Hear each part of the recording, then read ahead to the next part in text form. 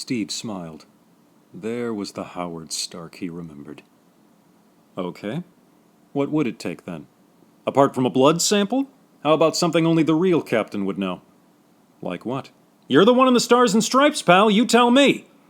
Steve thought for a second. Then he nodded towards the flowers Howard had dropped, reaching for his sidearm.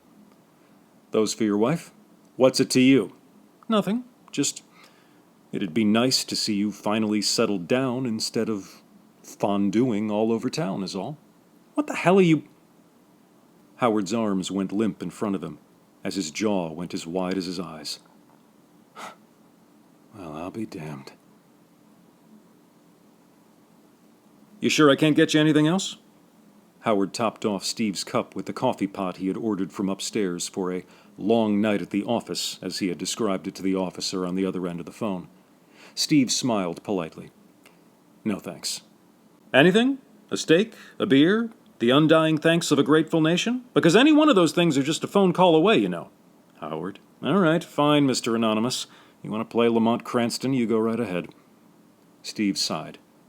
He hated having to keep secrets from his friends, especially those he hadn't seen in, technically, 79 years.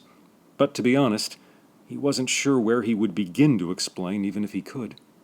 He tried changing the subject to something he could talk about.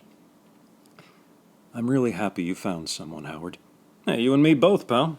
Truth is, I don't know what I would have done if she hadn't come along when she did. The only one who had my number closer than she did was Jarvis, and I've always seen him as more of a brother, to be honest. Beautiful eyes on him, though, I've got to admit. Steve chuckled at first, then found himself doing a double take. Jarvis? My driver. Practically family at this point, which you would know if you'd bothered to stick around for peacetime.